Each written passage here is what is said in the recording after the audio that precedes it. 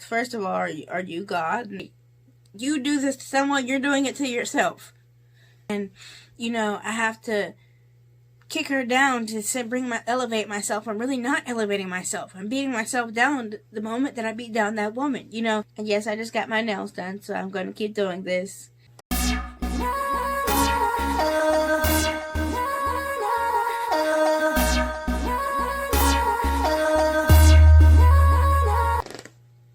Hi guys, I'm back. Welcome back to another Southern Belle Speaks Sunday. I'm Southern Belle from the city. If you like what you see today, then don't be afraid to subscribe. There's a playlist you can click on with all the other hashtags Southern Belle Speaks Sundays. And you can check out some of the other topics that I've spoken on. This avenue of my channel has sort of been neglected the past couple of weeks, and that's just because, I've been in transition, maybe a quarter life crisis. I don't know, sis, but I've been changing some things in my life, and so I haven't really had the time. I didn't want to just throw anything up there, so I haven't really had the time to sit down and talk with you guys on a subject. And it's easier to do Fitness Friday because I can just go to the gym. I go to the gym anyway, so I can just pick up my camera while I'm there and record what I'm doing. But, I wanted to keep good sit-down content with this, as good as I can get anyway. Definitely still a newbie in the game. So let me know if there's some things that you would like to see as far as the Southern Belle Speaks Sundays, even as far as Fitness Fridays. I always take feedback. So, today we're talking about this video that I watched here on YouTube, and maybe I'll insert some clips of it here. But it's called The Egg, and I discovered this from one of my coworkers, supervisors at work. So it's called The Egg, and it's like a little futuristic cartoon short story. And I'll try to either link it below or insert it or something. You were on your way home when you died. It was a car accident. Nothing particularly remarkable, but fatal nonetheless. It was a painless death. But it's really cool, and it's really just about this soul had just passed away, and he's waking up in what we would call limbo, something like that. And he is asking God all these questions. First of all, are you God? And God says yes, And God begins to explain to him what happened to him, how he died. He asked about his family and things like that. And he begins to ask God, am I going to go to heaven? Am I going to go to hell? What have you. And God starts to tell him that he's going to be reincarnated and Incarnated then? Oh, lots. Lots and lots. And into lots of different lives. This time around, you'll be a Chinese peasant. Into a Chinese woman in sometime in BC and stuff like that. He's like, so I'm going to go back in time to be a poor Chinese woman. He explains to him all these things, and he says, at the end of each life, you take with you the things that you learned, but you don't remember, because you're born again as a baby. And so he said, when you have learned all you need to know, right now you're a fetus, and I'm God, but when you've learned all that you need to know, and you grow, then, you can become like me, and, I'll accept you. And so I was skeptical, because obviously there's that notion that Christians don't believe in reincarnation. And now I don't not believe in it. I have studied other religions. I have studied Jainism and Hinduism and things like that. So I'm a person that I can still be strong in my faith while, having knowledge and maybe taking a piece of something out of the other religions that I think is valuable or that I think contributes. Because I believe in my religion, but I don't believe that, any of us have it exactly right. I don't just because it's not written down in the Bible doesn't mean that it's not happening. So I feel like that we don't exactly know how it works. You know what I mean? We don't exactly have everything all planned out. You know, we don't exactly know exactly what it's supposed to be. Because it's like, until we get there, we're not going to know. Until we actually hear from God out of his mouth what he did and what, you know, happens when we die. We don't know. You know, and I feel like just because it's not written in the Bible, maybe God didn't want it to be written in the Bible. He didn't want us to know that part, you know. You never know. So I don't shoot down anybody's ideas or beliefs, because at the end of the day, even if they do believe that, it's not hurting them to believe that, you know. And I'm not closed off to having a conversation with them because they believe that, you know what I mean? So I had an open mind when I was watching it. But the reincarnation part, I had a thought when I watched it a second time, like, what if that's not exactly what he meant? You know, because, and this is the writer, so whatever he meant by it is what he meant. But I think that having an open mind means that different people can take different things from the same thing, you know, so not everybody has to exactly see things for what they are. They might take them as a metaphor. And that's okay. You know, a creative would, I think, appreciate someone to having a different perspective on what they got out of it. You know, that may not be what they put out into it, you know. So he goes on to say, like, that each time that he's getting reincarnated, you know, he's growing. And the guy said, like, well, if I'm reincarnated and I'm in different times, you know, wouldn't I have met myself in a time period? And he's like, yeah, but you wouldn't know, you know, because you don't remember your past lives and things like that. He said it happens all the time. And then he said, like, what's the point of all this? And he's like, I made the universe for you, you know, and these are all you. He's like, how many people are reincarnated? They're all you. They're all versions of you. You're everybody that's been reincarnated as you in different time periods. And I was like, at first I'm like, huh?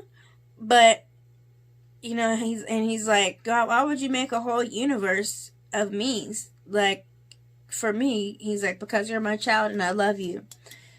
When I watched it again, I kind of got something different from it. Because he went on to say that each time that you know, treat someone bad, each time that you treat someone good, you're doing that to yourself. You know, each time that you judge somebody and you belittle somebody, what have you, you're doing that to yourself because it's all you.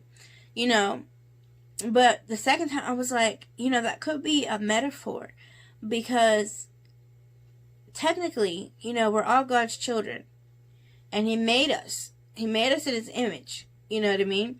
So therefore, we're like little pieces of Him that He just keeps breaking off and making new ones, and breaking off and making new ones, and we're multiplying ourselves. You know, but you know, when he started, you know, He made Adam in His image. He made Eve from Adam's rib. You know what I mean? So it's just a piece of Himself. You know what I mean? Of course, He used dirt to make Adam, but we're all these little pieces of Him. So technically, we all are the same person. We all are one image that God made. You know what I mean? So we all are one person. He did make this universe for us, for mankind. We all are one person. So reincarnation kind of makes sense in that aspect, because you die and the same soul, you know, the same like image of God is made again in a new body. So it's like we all are, you know, kind of one person, you know, and we do keep doing that. Every time somebody dies, somebody is born in the likeness of God, as God's child. Mankind itself is just one small piece that God keeps breaking off into ourselves, and we keep, you know, just because we ourselves are multiplying doesn't mean that God doesn't have a hand in it, you know. So I think that if not anything I can take from it. And I also took that when he's saying, you know, each time you, each time that you're hurting someone, each time that you're doing this to someone, you're doing it to yourself. You know, the Bible says, love thy neighbor as thyself. We say these things like, love thy neighbor as thyself. But what if you went a step further and say, you do this to someone, you're doing it to yourself in another time period? Because we're all the piece of God. We're all in the likeness of God. So each time that I do something to you, now I'm really hurting myself. I'm really hurting another piece of God that I am. A child of God that I am. We're all one child of God that's broken off into many pieces. So I'm doing this to myself. When I judge somebody, I'm judging myself. When I, belittle another woman and I break down another woman and I have to kick her down to elevate myself, I'm really not elevating myself. I'm beating myself down the moment that I beat down that woman. If we can think of it like that, you know what I mean? I think that itself will just really change your mindset and your perspective and kind of stop you in your tracks each time that you think about hurting somebody, and it should bring you joy when you do something good for somebody else, because you're doing that for yourself. You're bringing blessings upon yourself. So I don't know how far you want to go with this, but I encourage you to watch it, and maybe you can just take it at surface level. It's a nice idea. It's a nice creative thought that someone made up. You can take it at face value. That's just the story someone made up, or take it at maybe it has some meaning. Take some parts of it take it as just a reminder to treat others like you're really meeting yourself. Take it as that, take it as a metaphor. Or if you believe in reincarnation, it's a nice idea. It's like, we don't really know, but I never close myself off to things. I never shut my mind off to things. I have an open mind, just because you don't have to accept the whole religion or accept the whole idea or notion to not take a little piece and learn something from it. Take a little piece and relate to it somehow. So I encourage you to have an open mind. And if you can't, and if you have to close your mind off, that means that you're not really strong in your spirit within yourself, that you can't accept any other ideas because it might sway your mind. And if you know that about yourself, then, ask God for that discernment and ask God to strengthen your spirit within, so that, when other things come in, that they don't waver your spirit, that you can just take and still know that you believe this, but have an open mind to learning something new about something else, So I think it took me to be strong and saved in my spirit to come to this level of open-mindedness to other things, because I know that my spirit won't be wavered at the end of the day, or my religious values won't be changed. But I have this foundation of my religious values, and then I can gain knowledge about other things that just give me a new perspective, or how I treat people, or just something, a food for thought, like, oh, I didn't know that about that religion. That's cool that some people believe that, Respect for another person. I encourage you to watch it. Just check it out. See what you think. I don't mind if you leave comments below on what you think. But I hope everybody's had a good Valentine's Day.